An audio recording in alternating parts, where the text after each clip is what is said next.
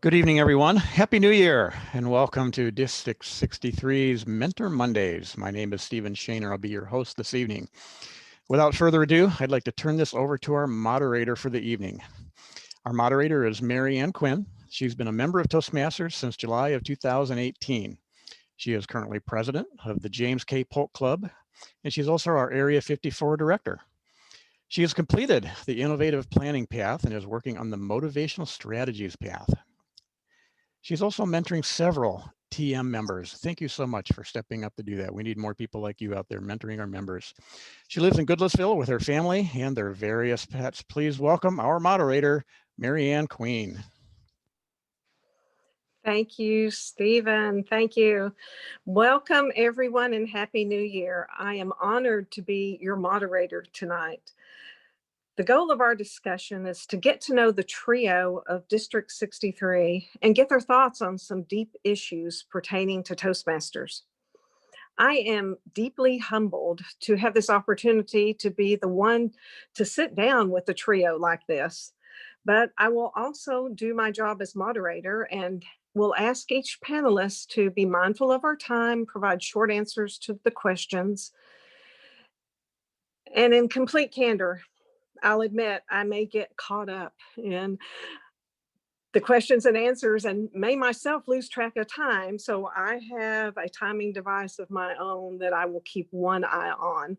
The plan for the program is to end on the hour, 8 Central, 9 Eastern, but we may go on a little bit longer. Additionally, there may be some topics that come up tonight that we want to explore or build upon. Those types of things could be the subject of another meeting or follow-up email. We'll just see. We need questions from the audience. I will be ably assisted in identifying questions in the chat. Steve, maybe others. This is a casual discussion. Also, I may ask questions or ask for input from the audience. Now, I'd like to introduce our panelists to you. Stacy Thomas has been a member of Toastmasters since April 2012. Not only is she district director, she is also the member of 3 different clubs and is currently serving as president, VP of Education, and treasurer in these various clubs. She has completed level 4 visionary communications path and level 2 of the innovative planning path, and she has started her presentation mastery free path. She lives in Chattanooga with her family. Maudie is a longtime resident of Cookeville, Tennessee, and has been a member of the Cookeville Toastmasters since 2014. He is humbling serving District 63 as Program Quality Director and has the responsibility for all aspects of education and training within the district. Maudie loves the outdoors and cherishes memories with his wife and 3 kids of hiking, camping, skiing, 4-wheeling, hunting, and fishing. He is a competitive softball player and plays in tournaments across the state of Tennessee. Maudie firmly believes that life is like a seminar and lifelong learners get the most out of it. Kristen started out her Toastmasters journey in 2016. Her coworkers were going somewhere for lunch and she asked where they were going. They said Toastmasters and she asked if she could go along. After going one time as a guest to the Premier Presenters Plano Toastmasters Club, she knew she needed to join. Her first icebreaker speech was done in October 2016, complete with shaking hands, shaky voice, rapid heartbeat, and 4 pages of notes. She moved to Tennessee in June 2018 to work for Nissan and ready to help District 63. In December 2018, she was appointed finance manager for the latter half of the Toastmasters year. She then became Division D director in the 2019-20 Toastmasters year, and she is now the club growth director for our district. Kristen received her DTM on June 28th of 2020 on the Legacy program. She is now enrolled in the paths of effective coaching and persuasive influence under Pathways. In what spare time she has, she rides one of her 4 motorcycles, sometimes crochets, has a crystal stone, and does therapeutic healing touch like massage. She is the mother of 2 U.S. Marines and has 2 grandchildren, Grayson and Scarlett. First, I'd like us to spend some time learning a little bit more about the panelists and hearing more about their personal stories. Maudie and Kristen, have you ever been members of more than one Toastmasters club? You mentioned only one in your introductions. Kristen, would you like to go first? Absolutely. Yes, I've been a member of 2 Toastmasters clubs in Texas, Premier Presenters, and then Improv Masters, which was an advanced Toastmasters club. And over here in Tennessee, I am a member of Nissan Toastmasters and Franklin Toastmasters, and the soon to be advanced Toastmasters clubs that we would like to start this spring. All right. Okay. Thank you. Maudie? I am deeply rooted in the Cookeville Toastmasters Club since 2014. So I'm just a member of one club, but I have visited clubs all around the country. And this was in person. I went, when I traveled for work, I went to Riverside, California, Early Bird Club, Jacksonville, Florida, Wichita, Kansas, just clubs. Anytime I got the opportunity, I would visit these clubs. And now we have an opportunity to visit clubs across the country from the comfort of our homes. Indeed, indeed. Well, and let me follow up, Maudie. What's the furthest club you have attended, either in person or virtually? Well, I guess it has to be Riverside, California. And when I went there, I noticed they had such great video equipment. And this was before all the virtual meetings. And it was because if they said or did not say the word of the day, they had to pay money. So their kitty was pretty full to get that extra stuff. How novel. Fascinating. Kristen, why have you been a member of, why are you currently, and why have you previously been a member of more than one club? What was the benefit? What has been the benefit of that? When I started out on my Toastmasters journey, I really enjoyed the club that I was in. Premier Presenters was a great club, met at noontime every single week. And it was 1 hour long, and it was structured beautifully. It was a perfect club.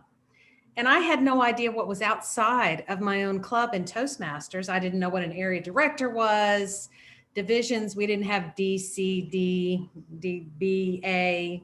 We had Frontier Division and South Division, and I had no idea what those were.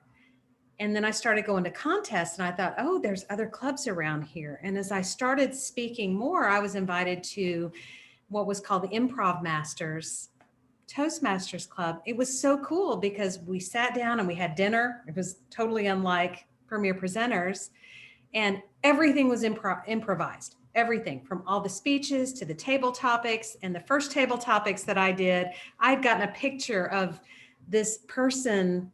They looked like they were in a Mardi Gras parade, dressed up in all pink and flowers and had a black face and white mask. And I used that as my prop, saying, this is how I met my husband. He was riding along, and I threw up my shirt at the Mardi Gras parade. It was just really funny. And everybody said, you need to join. And then I ended up being the president of the club a year later. Awesome. It was great because I could learn all sorts of different flavors of Toastmasters clubs, storytellers and improvisation and presentation. It's just been a great journey to be able to go to different clubs and be a part of something that's different. Right, right. So it sounds like each of the clubs were different, and each one offered something that you would enjoy, and also you were able to provide something to each You of the know, clubs. it's like they all have different personalities. The clubs have got Mhm. different personalities, and I loved them all. Awesome. Awesome. Stacy, I left you for last because you sound like you are totally immersed in Toastmasters. Not only being the district director, but in being in 3 different clubs and holding such highly responsible positions. Can tell us what that's like for you, please. Busy, especially with the district director role. It's been very busy. I actually never intended to belong to more than one club. I joined the Downtown Dazzlers, which is my home club, originally. And like Kristen, I thought that was Toastmasters. There was only one club as far as I knew. That was it. And then, of course, when I got into leadership and I decided to try to get a DTM, I was assigned to the first club, Speaking Frankly, as a coach, and then ended up joining the club. And then the second club, I was a sponsor to get the club started, and then ended up joining that club. And then I just enjoyed the club so much. Like Kristen said, each club has its own personality, and I really enjoyed the members of both of those clubs as well. So I've just kind of stuck with them. It just happened that way. It wasn't really planned. It wasn't intentional. Awesome. Awesome. And I find it very interesting that none of you have been in Toastmasters for decades. You're all pretty new to Toastmasters. So what were your initial goals when you joined Toastmasters, and how have your goals changed over time? Whoever would like to answer that first. Stacy? Okay. Initially, I joined Toastmasters just because, like most people in Toastmasters, I'm an introvert and I wanted to get out of some of that.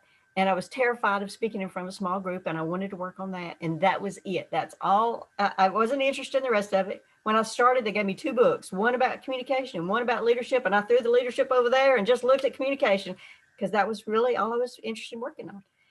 And I was 6 or 8 months in when I realized, I could have gotten credit for all those roles I've been serving in all this time. And so I pulled the leadership book back out and started working through that, and then just wound up in leadership from there. So really, mostly I was planning on working on communication, and then expanded to include leadership later on.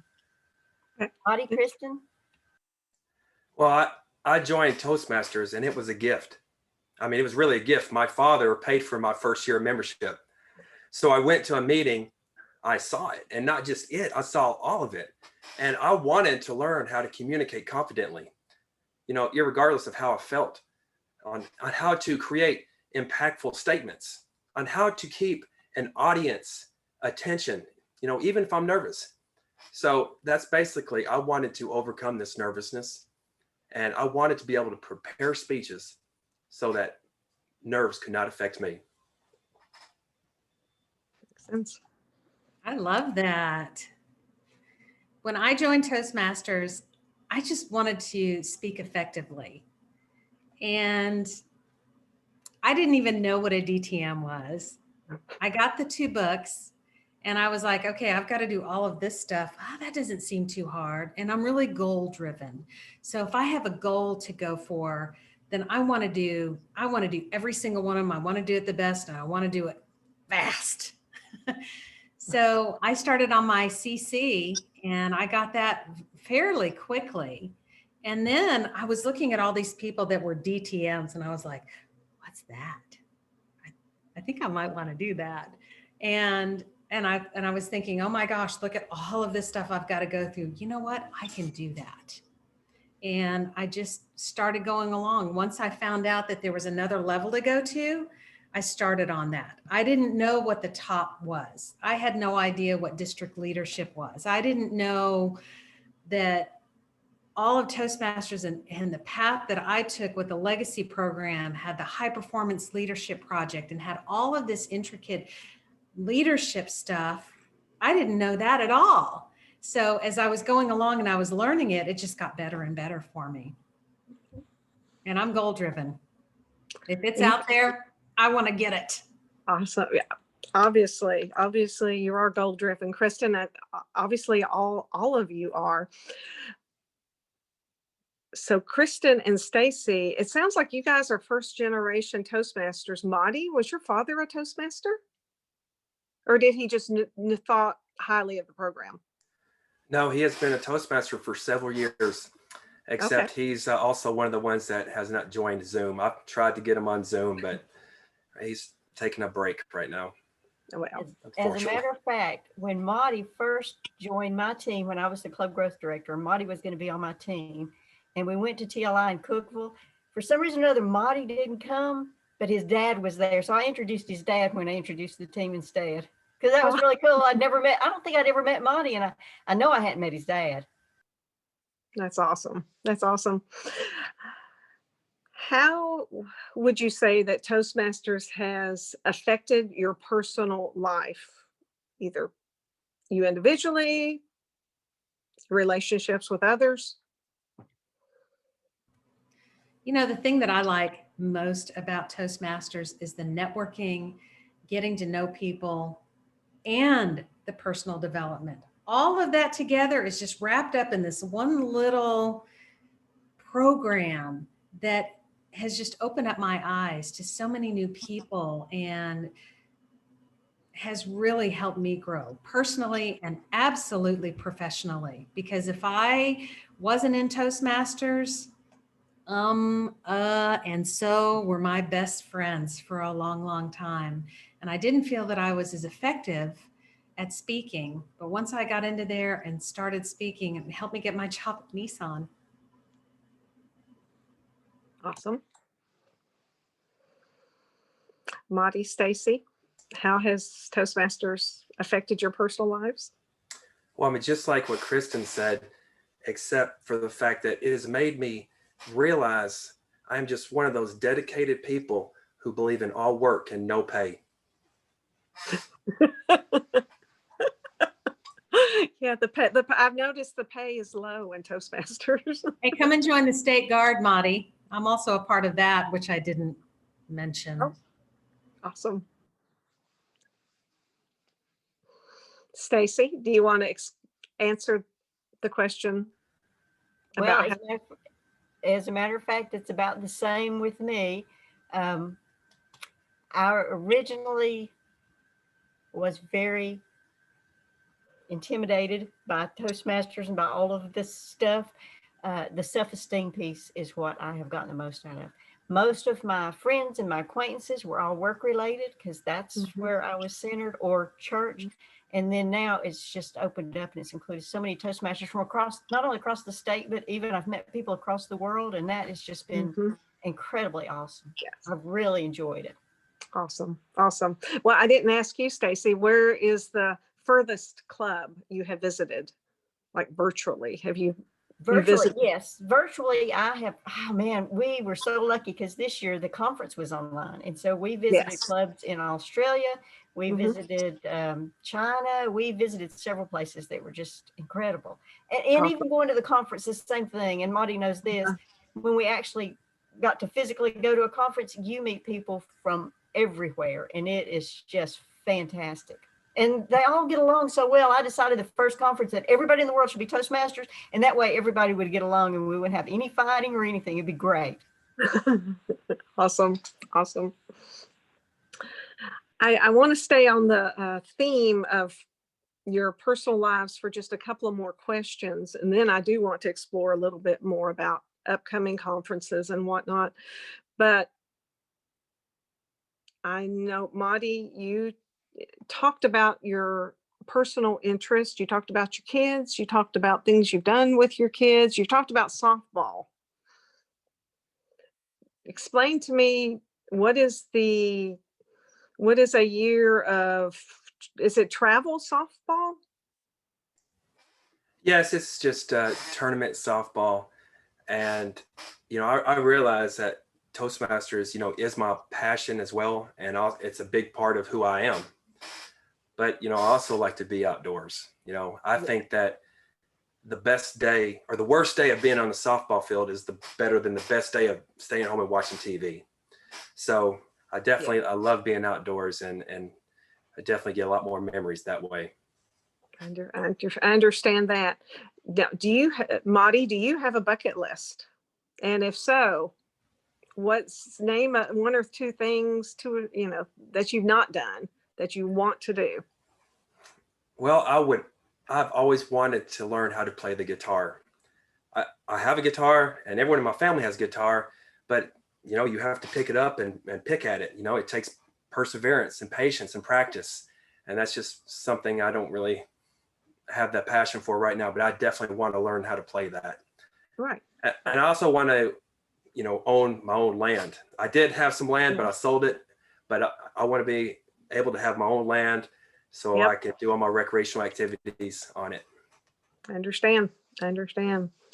So, Kristen, how about you? You mentioned a number of things that you do. I don't know how you have time, but talk about motorcycles, crocheting, talk about some spiritual things, crystals, and therapeutic massage. Anything else that you do in your spare time? I'm actually an officer in the Tennessee State Guard. Yeah. Thank you for your service. Thank you. And I joined in 2019 in August, and I really love it. I'm part of the education department. I am the assistant chief instructor.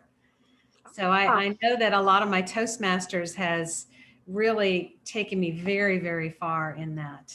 I love being in the State Guard. I love serving. My son served, and I was like, what am I doing with my life? I never served. We never had anybody military in our family until my sons. Mm-hmm. So I joined after I came here, and it's been one of the best decisions. Met some amazing people. And you were talking about bucket lists. Mm-hmm. Lottie, that's really funny. You said guitar. I'd like to play the piano because when I was little, I never learned how to play the piano because I wanted to watch Gilligan's Island. So I was a Gilligan's Island watcher, and I never learned the piano. Now I want to learn how to play the piano. And I want to own my own property. 2021 is the year I'm going to buy some property. I'm going to build a cabin. It's going to have big enough room where we can do meetings, virtual, Zoom, whatever, healing, yoga, meditation. I'm going to have a labyrinth and a fire pit out back. That's my goal. Awesome. That sounds wonderful. I'll be there. Let me know. In East Tennessee, real close to Marty, real close probably. Maybe a little bit north. Not sure yet. Stacy, do you have any hobbies or anything you want to share with us? And do you have a bucket list? Don't really have a bucket list. There are some things that I would love to do. I would love to learn to play a musical instrument, but I have absolutely no musical talent whatsoever. I don't really even listen to that much music. But I would like to write a book someday. I think that would be really cool. I'm helping my brother edit one now, but I think to write one would be a lot of fun. Maybe a murder mystery would be fun. And as far as hobbies, yes, I love to draw. I love to paint. All of mine are indoor hobbies. Sorry, Marty. I am the typical introvert. I love reading. I love crochet. I tried to teach myself to knit out of a book, that kind of thing. So anything like that, I love to do. Awesome. Oh, and we do have a question from the chat. Kristen, do you have to get through the labyrinth to get to the fire pit? How is the labyrinth going to work? Actually, no. The labyrinth kind of looks like a big tree. You walk in on one side and you walk all around till you get to the middle, and then you contemplate for a few minutes and you walk back around the pathway all the way back out again. So you go in and out the same way. The fire pit's going to be off to the side. Awesome. Great. Regarding district leadership, I want to get to basics here. What exactly do you guys do in your duties as a district officer? And I guess I'll start with Stacy. District director, what's that about? I have discovered that a big part of it, of course, starting off is managing the budget for everything. But the biggest part of it is just recruiting an awesome team and then letting them do their thing, keeping them encouraged, working with them however I can and just helping them. That's basically the job of the district director. Marty and Kristen really have the harder jobs, I think, than being district director. Okay. Kristen, can you tell us what you do? I can. I do a lot of stuff, all that has to do with club growth. So I have a team that supports me to help with retaining clubs and to help sponsor clubs. So I've got a couple of different teams that work there. We set up demo meetings. We help new clubs form and charter.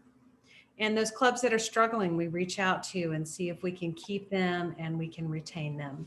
So that's basically what club growth is all about. It's all about marketing. It's all about setting people up as mentors and helping set up people as coaches for those clubs that are struggling. In fact, we are coming up with a good curriculum for coaches and the personal development that they will gain as a coach and to become an effective coach. I'm really looking forward to that. I've been working on that during the winter break and helping the district grow. Good. Good. Marty, what do you do? Well, first of all, don't let Stacy fool you. She's the glue that holds everything together, so she has a huge responsibility.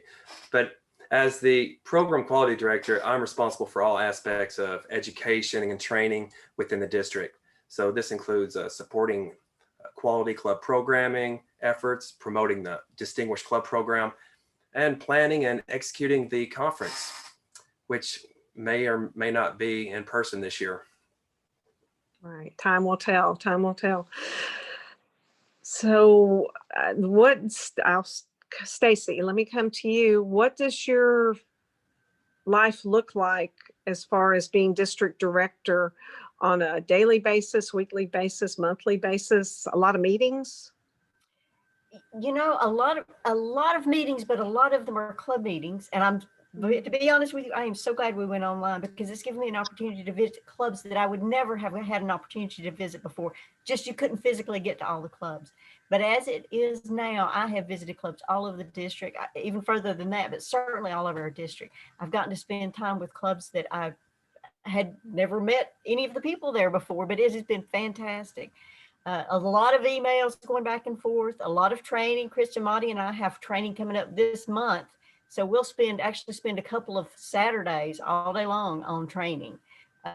So we do more training than we've done before. We do a lot of things like that, a lot of emails back and forth, a lot of talking between the three of us, and also meeting with other districts, which has really been fascinating and eye-opening and interesting. I've really gained a lot of information by meeting with other leaders of other districts. So that's been really fascinating.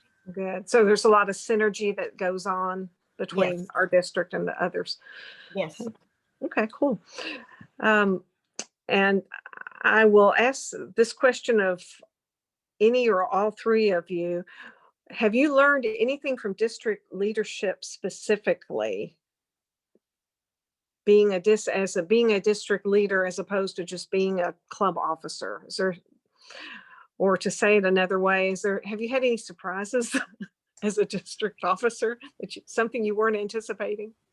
Well, I think that when you do the networking that we do, you get privy to more information, like all the mentoring, the pathways, poster making, going beyond the club, servant leadership, and just branding and digital marketing and all that stuff that happens behind the scenes. And we also, do all the training as well. So I think we're privy to that, and we learn from that. Right. So you've learned a lot more as being a district director. Absolutely. We've learned conflict management. We've learned a lot of things that you don't ordinarily get at the club level. Yes. And we're privy to a lot of inside information like budgeting, where we're standing, how much should we budget for this, and what is this, and we have to forecast. So that's one of the biggest things. That's a big challenge, especially because everything has gone online now, and now we've got a lot of reserves that we're going to use from last year's conference. So what are we going to do this year, and how are we going to use all of the funds effectively? Mm-hmm. Mm-hmm. Okay. I think some people are interested, or they first start thinking about district leadership because one of the requirements to a DTM is to serve in a district role for a year. Besides getting that requirement taken care of, what Why are you serving the district? What benefit, what makes you feel good about being a district leader?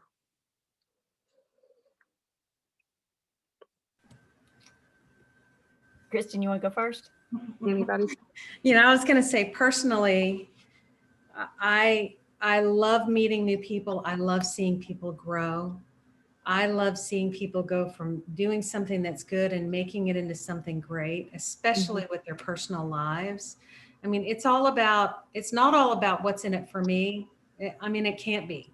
It's all about how can I help you achieve your goals? How can I help this division achieve their goals? How can I help this club make distinguished? What can I do? What can I do to encourage you to keep on going with Toastmasters? Don't give up. This is a worthwhile endeavor, and it's a great investment into your life. And I love to see people grow. That is my biggest reason for wanting to get in and wanting to help and wanting to serve, is to meet other people and see other people grow. Right. And I agree with Kristen. When I first started out, it was for me, and to see what I could learn and how I could grow and the self-esteem that I gained, that kind of thing. But at some point it switched. It turned into, oh my goodness, did you see that person in speech 1 and then in speech 3, and what a difference it made? And to see that person change and grow, it was just, wow, it was so exciting. It was absolutely incredible. So yeah, the goal changed and what I got out of it changed. And I guess leadership became something of a challenge to see how many people we could impact by doing that. It's awesome. Right. Yeah. And just even as a Toastmaster, you see your fellow Toastmasters grow and change and meet their goals. And then as a club officer, I mean, you see that at a wider level than I guess on a district level. You just see that exponentially. I have a really great story. I got to say this story. It's so good. So when I lived in Texas, I had to, as part of my path to DTM, I had to mentor somebody through their first 3 speeches, right? And I mentored this man. His name is Derek Phillips, which is really crazy. He and his wife actually joined Toastmasters too. And I remember that first speech. We sat down and we went over that speech, and it was really good. And by the time he was done, now he's a best-selling author on Amazon. I am so proud of this guy. He quit his job, and now he's this entrepreneur, and he speaks all the time. And just to see from where he came from, really, really nervous with that first speech to being an author, and now he's a father. It is just that's the part that makes me feel so good, to see somebody just bloom like that. It's just an amazing story about this guy. That's wonderful. That's wonderful. It sounds very fulfilling. Now we have a question from the chat. The program year's halfway over. What are you going to do when this program year ends? Where do you go from here? Question to each of you. I move into the immediate past district director role, which means that I get to support these guys in anything they want me to do. All they have to do is ask. So Marty, you want to go next? Well, I mean, I would like to continue the leadership path in the district, but I think that whatever way people choose to volunteer through Toastmasters, we have an opportunity to make a real impact in people's lives. So whether it being a mentor, helping grow a club, or just bringing in a new member and watch them gain these skills, it's definitely impactful in their lives. And I absolutely concur with Marty. I would like to continue on the path of leadership from club growth director up to program quality director. I really, really like education. I am an education guru, and I read all the time, and I always like to learn, and I love to teach. Awesome. So how about 2 years from now, 3 years from now? Are any of y'all moving up into, what is it, the next region, the next level up and beyond that? Anybody interested in that? I don't know. Of course, I never expected to be here, so I'm not sure where I will go from here. It depends on what comes next. I don't know. We'll see. Okay. Okay. I wouldn't be opposed. Let's put it that way. I'm not going to say, no, I'm never going to do this again. Never say never. Never say never. You never know. That's right. Okay. Maddie, Kristen, what are y'all thinking? I don't know what the future holds. I might try to help Dawn or Kim with their campaigns in the international sector there. I don't know. Awesome. I'm here to support any way possible. I mean, like, who knows? Who knows what's going to happen in 2023, 2024? That's right. If I'm asked, then I'll certainly consider keeping on, keep on keeping on. Awesome. Awesome. And I am looking at the chat really quickly. And besides all the wonderful comments people are if support and praise for the trio, we do have a question. Can you all share more on what their upcoming training entails? Is that which upcoming training is that? Oh, there was, y'all talked a little while ago about like district level training. What is that? Tell us about that. Just like the TLI that we have at our district for our club officers, the trio. So Maddie, Kristen, and I will be going to training at Toastmasters International for the district level training.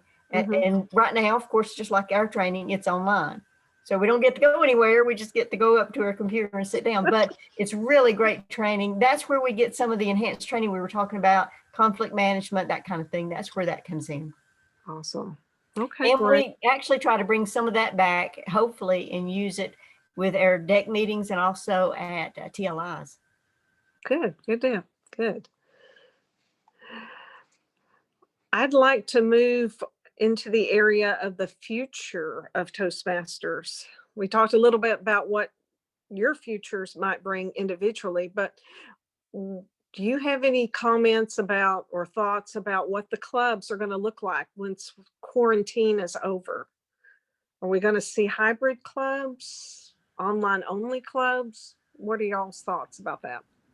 I would say yes to all of those. I think it's going to be a little bit of everything.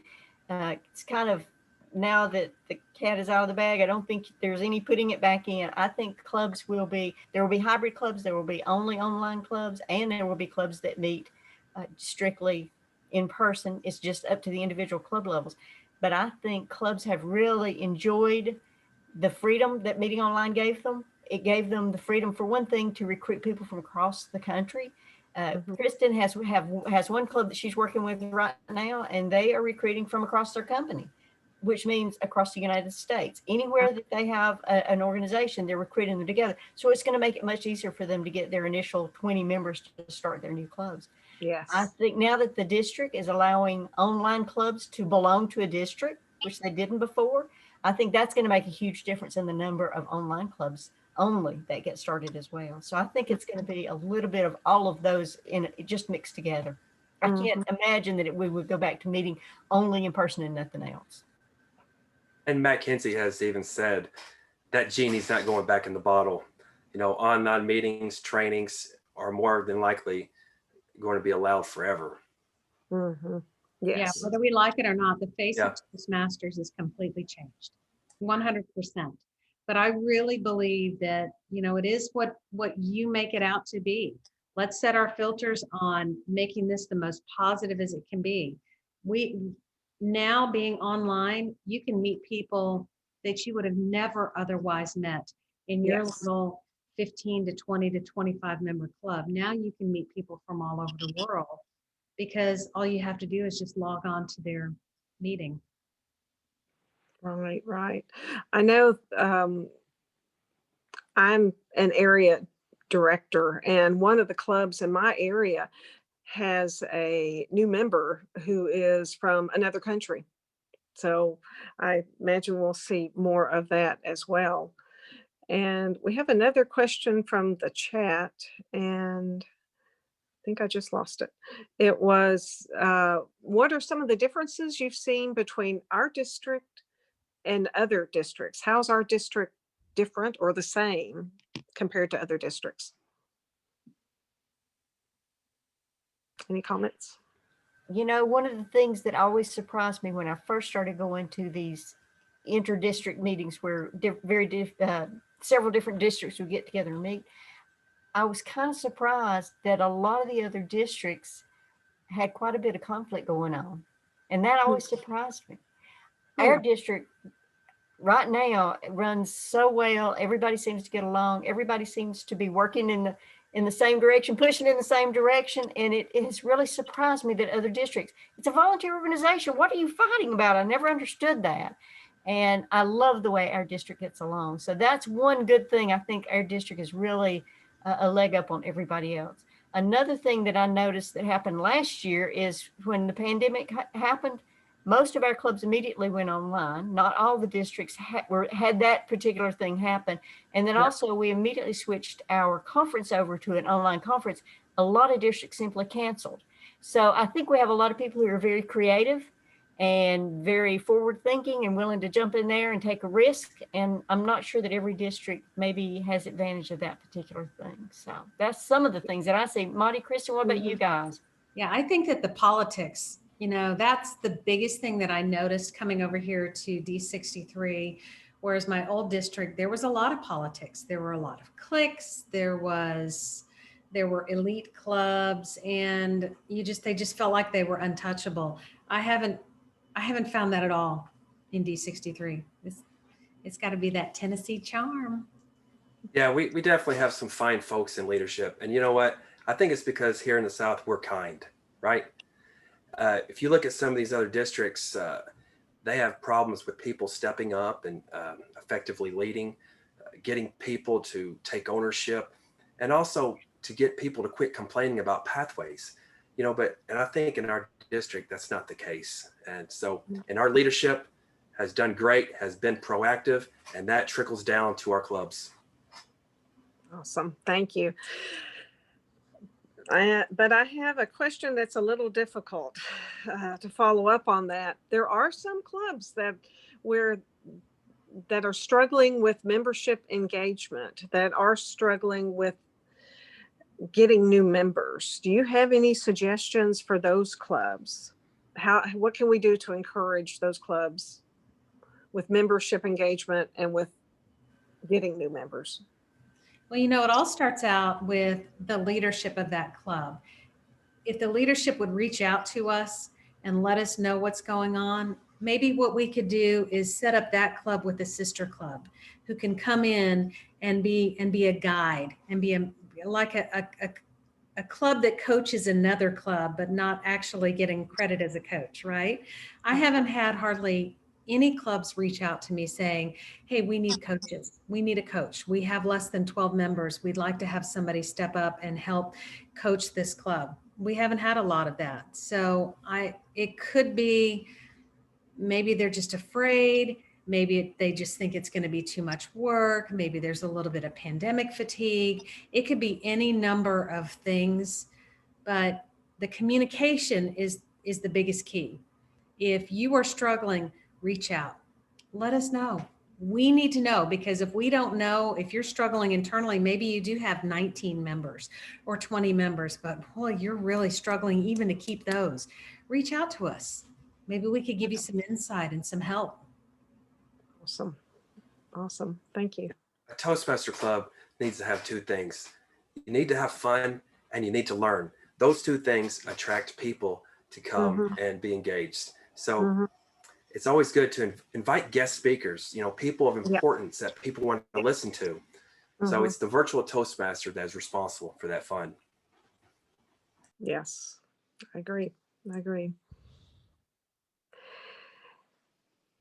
And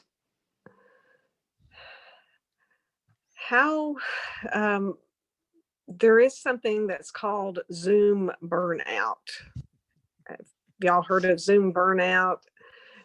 Is there, Marty, is fun the answer? Fun and learning? What's the best way to deal with Zoom burnout? We're meeting virtually month after month. Well, being in our district where we have it's a geographic oddity where we have it so far away, Zoom is I think optimal. But there are several ways to manage Zoom. so we can find balance and connection. I know one thing I do is I try to use the speaker view. So you either have the gallery view or the speaker view.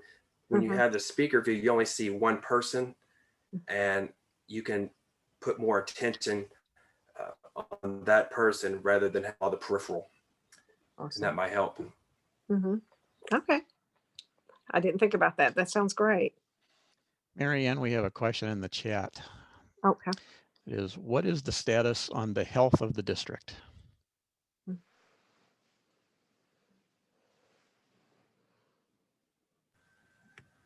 And I don't know if Monty or Kristen wants to take this with either one. I know that we have a lot of clubs that are struggling. At least half of them, just like you said, MaryAnne, are struggling with membership. And all of them, I think, are struggling with engagement, getting all their members engaged. We do have a few clubs that are doing really well with that. And we're touching those clubs to say, what are you doing right? So that we can share that with everyone else. Yeah. We're trying to get them to share that information so that all the clubs can take advantage of it. But yes, all of our clubs are struggling a little bit right now. We need help with sponsors and mentors for new clubs, but also with coaches. And then Kim Santan is our chair for our leadership committee this year. And under that committee, we're also working on some things, hopefully, that we can help. At least we hope to get them started this year, but certainly into the future. We started working with coaches and developing some enhanced leadership training for them so that they can be more prepared when they go to help a club. And then also we hope to encourage some folks to step in and help with clubs that have, maybe they don't qualify for a coach, they have more than 12 members, but they don't have the 20. And then even clubs above that, how do you get those members and how do you retain them? So we're working on some things behind the scenes that we hope to roll out shortly that will help with some of those issues that you've been talking about. Yeah, I think personally that virtual meetings is our future. However, we are in a very unique and difficult situation with COVID and the quarantine and all the stress that each person is dealing with and dealing with those issues. I know we're a little bit over time, but I do have a couple more questions I'd really like to ask. What about that international convention being in Nashville? Is it happening? Because that would bring a lot of membership to our clubs. We would love that. As of right now, it's still on. However, we don't know what the future is going to hold. So I don't know. They'll probably wait up a little closer to the conference and see how the pandemic is before they make a final decision. But to be honest with you, last year when they switched it off to a virtual conference and it was free for anyone in the world who wanted to go to, and a lot of people who were not Toastmasters actually logged on and came to the conference and led them to Toastmasters from that. So even if we end up doing a virtual conference, I'm okay with that. I think that would be great. I have not heard anything though as far as are they going to cancel and go virtual. I haven't heard anything other than right now it's still on. If it's live, what will the role of the district be? Are you going to need volunteers if it's live? And we will need volunteers. Don may be able to speak to this a little bit. I know he's talked to them some on this. Don, do you have any additional information on the conference for us? Yes, I do a little bit. I am not at liberty to share everything just yet. However, my suggestion to our leadership is to prepare for an in-person convention and possibly put together some marketing materials, maybe to be handed out at the convention. Be prepared to seek out some volunteers to help at the convention. And that's about all I'm at liberty to say right now, but thank you for asking me. So we will need a lot of volunteers, MaryAnne. And one of the things that we did find out is if you volunteer to help with the conference, and they have a lot of helping hands, that they actually give you a discount on the price of the conference as well. Cool. So that's an incentive for everybody. And it would be absolutely fantastic if everybody in the district could go. This is probably the closest it will ever be to us. And it is an experience that you will absolutely want to have. I bet. assuming that everybody from all over the world can come. That would be absolutely incredible. Yes, yes, yes. Very exciting. Let's see. Any updates on Toastmasters and the Rotary clubs? That partnership, is that We are Bill? hoping to launch a club this month. They're our first Toastmasters Rotary Club. They're working on membership and they're working on the leadership. And once they have all of their members in place, once they have their 20, then they're chartering. Awesome, awesome. We have a And meeting on January 11th at 5:30, and I was there in person last time, and I gave a speech. You gave a great speech. Well, thank you. But they were also very impressed with all the support that we had online. So if we can get more people on there, then that would be great. are you going to push out the Zoom link? Can we all attend? Absolutely. I don't see why not. They really like seeing all the extra support. Yeah, I'd like to help support that effort. And And we're hoping if that club goes well, that we can spread other clubs around Tennessee, because the lady that we're working with is actually over training. I think the training piece, is it, Kristen? She's the membership. So she's like the club growth director of Rotary over Tennessee. Mm-hmm. And I have a whole lot of other questions I could ask, but the last one I'm going to ask right now, this evening, is: do you foresee any other changes coming? Well, there will always be changes. Do you foresee any changes coming in Toastmasters? And Don, you may want to answer. Chime in here. Not at liberty to say. I think you're right, MaryAnne. There will always be changes. I think a lot of the changes are driven by the membership wants and needs. And as long as we voice what we need and what we want and what we would like to see, those changes will happen. Of course, we don't know anything. For instance, the pandemic, we could not have predicted. So we couldn't have predicted we'd all be online right now, which was huge. But we've also talked about changes like, for instance, one of the things that I know we've wanted for a long time is for each individual member to be able to log into Toastmasters and pay their own dues online to Toastmasters International. And then we figure out the club piece separate. And that's one of the things that Toastmasters has talked about for a long time, but it's a pretty big change to their system. Yeah. But I'm pretty sure that's something that's going to come in the future. Okay. They've made a lot of changes to pathways because people just like us have been saying, we don't like that, or we want this, or can't you do this? Mm-hmm. I think as long as we voice our opinion, they're willing to listen and they're willing to make changes. So definitely, if there's something you want to see or something that you think would be great for everybody else to share, let Toastmasters know. Okay, awesome. Yeah, and MaryAnne, if I can add to that, I believe that they will be providing more real-time data and information on our dashboards here in the near future as well. However, I do want to share this with everybody. We talked about the number of struggling clubs that we've had in our district. Our district is not unique in that manner, which means at the international level, there is a severe membership shortage as well, because it rolls all the way up to the top. So there are a lot of things on the plate of the board members. However, with the decrease in membership lately, it's going to come down to finances and how they prioritize everything. And so, you know, while we have a lot of opportunities, we just have to be patient right now with it. Mm-hmm. Right, right. Okay. Okay. Given the time, I'm going to look and see, and ask, have I cleared all the questions in the chat?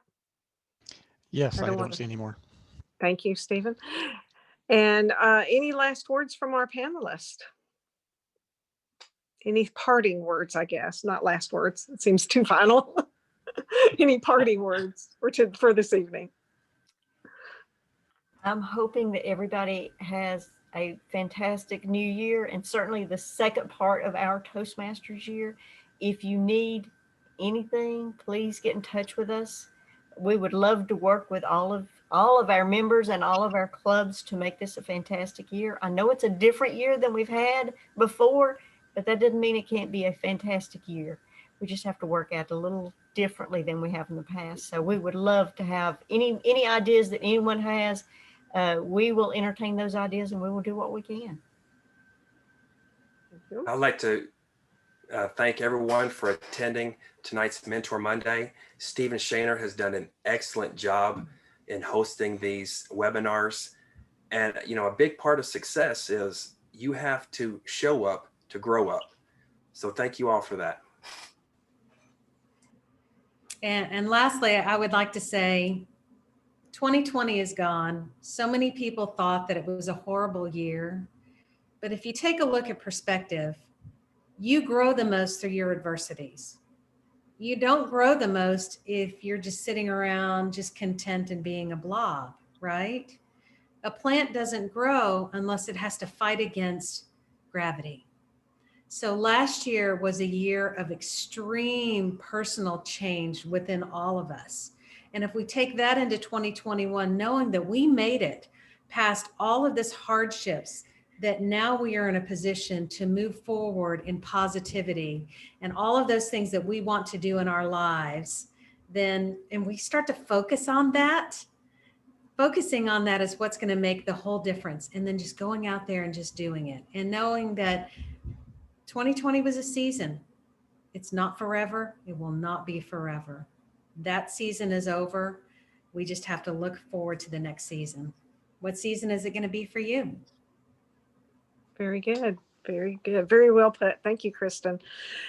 And with that, this has been so much fun and so rewarding learning about each of you today. Thank you all for participating, and I will turn the program back over to Stephen.